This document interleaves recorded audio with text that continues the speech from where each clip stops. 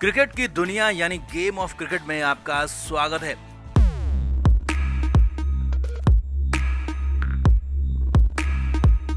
भारत और इंग्लैंड के बीच टी20 सीरीज का आगाज होने वाला है। पहले टी20 की तैयारियां जोरों पर हैं। अब टीम इंडिया की स्क्वाड में 19 खिलाड़ी शामिल हैं, जिनमें से 11 खिलाड़ी को चुनना बड़ा और मजबूत कड़ा टास्क है।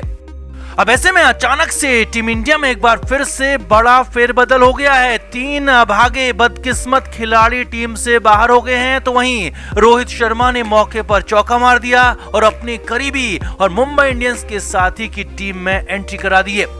अब इस बदलाव के बाद पहले मैच की प्लेइंग 11 में भी खासा बदलाव हो जाएगा। तो क्यों करना पड़ा अचानक बदलाव, किसकी हुई एंट्री, कौन हुआ बाहर, आपको बताते हैं सब कुछ। आप इस वीडियो को शेयर करें और कमेंट बॉक्स में अपनी राय हमें जरूर दें। तो मोटेरा के नरेंद्र मोदी स्टेडियम में टीम इंडिया और अंग्रेजों के बीच 12 मार्च को शाम 7 बजे से पहला मुकाबला खेला जाएगा।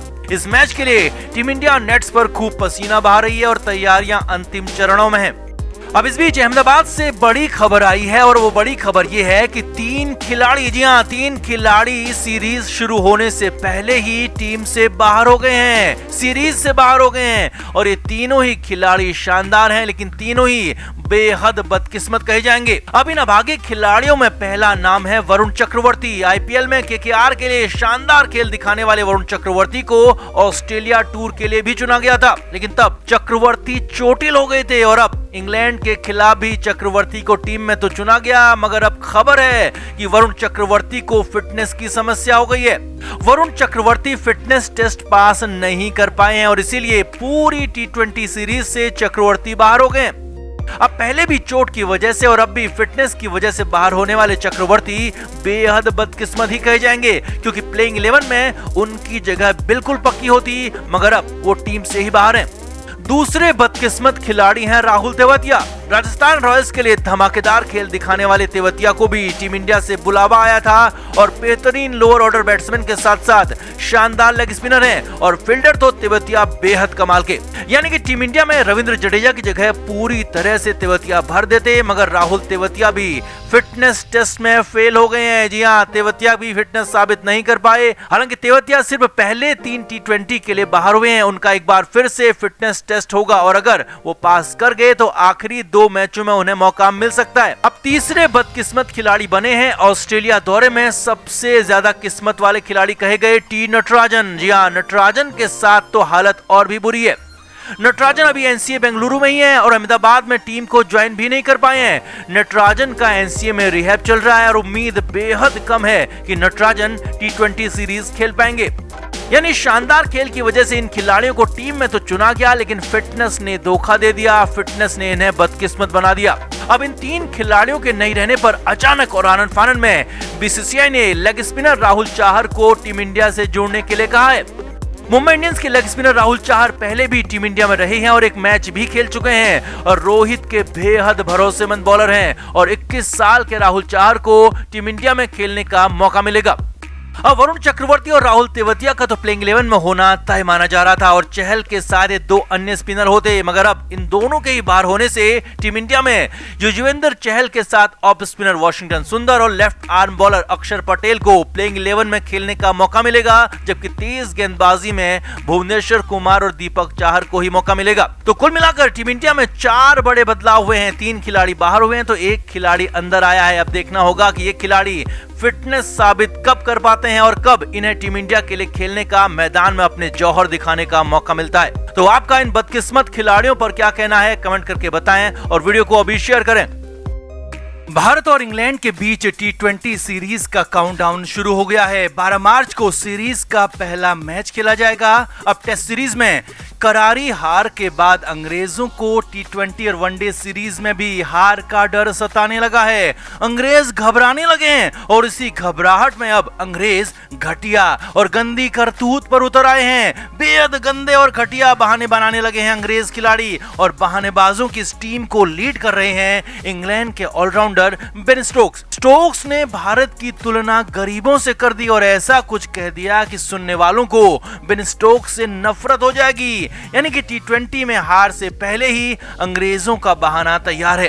तो क्या है बेन स्टोक्स की गंदी हरकत, कैसे बहानेबाजी पर उतर आए अंग्रेज, आपको सब कुछ दिखाते हैं। आप इस वीडियो को शेयर करें और कमेंट करके अपनी राय जरूर दें।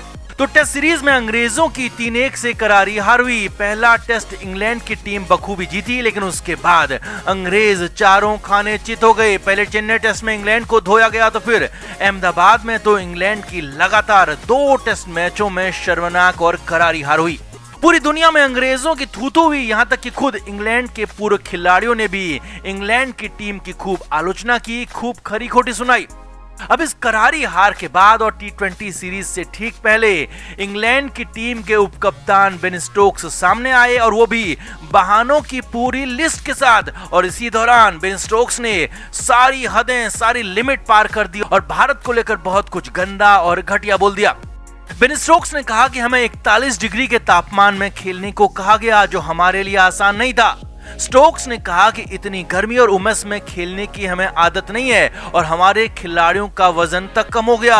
बेन स्टोक्स ने कहा कि एक हफ्ते में उनका वजन 5 किलो कम हो गया, तो टॉम सिबली का वजन 4 किलो और जिमी एंडरसन का वजन 3 किलो तक कम हो गया।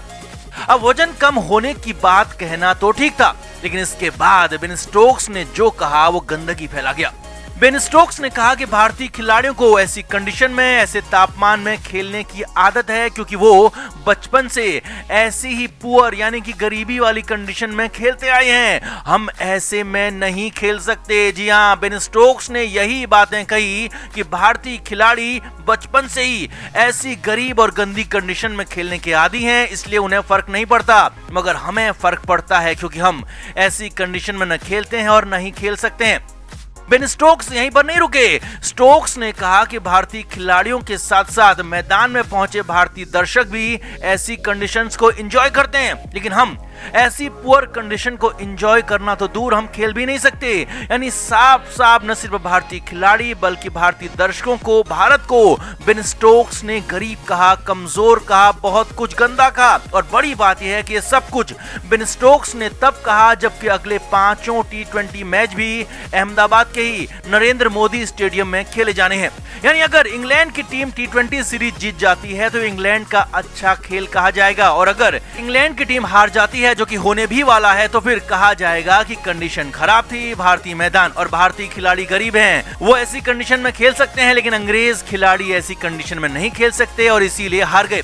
यानी कि हार से पहले ही अंग्रेजों का बहाना तैयार है, बेन स्टोक्स की बहानेबाजी तैयार है, और वो भी बेहद घटिया और बेहद गंदा बहाना। अब बड़ी बात यह है कि बेन स्टोक्स को भी पता है कि इसे उनकी टीम का, उनके खुद का बहाना तक कहा जाएगा, क्योंकि खुद स्टोक्स ने इस बयान के साथ साथ कहा कि इसे बहाना ना समझा जाए। यानी कि खुद बेन स्टोक्स को पता है कि वो क्या बोल रहे हैं, वो सोच के बोल रहे हैं, कितना गंदा बोल रहे हैं, और सब कुछ सोच समझ कर कहा गया, बोला गया। अब इतनी गंदी सोच वाले बेन स्टोक्स का तो बाइकआउट होना ही चाहिए, न सिर्फ इस सीरीज में बल्कि आईपीएल में भी ऐसे गंदे खिलाड़ी बेन स्टोक्स का बाइकआउट होना चाहिए, जो भारत के खिलाफ, भारत के खिलाड़ियों के खिलाफ इतनी गंदी सोच रखता है।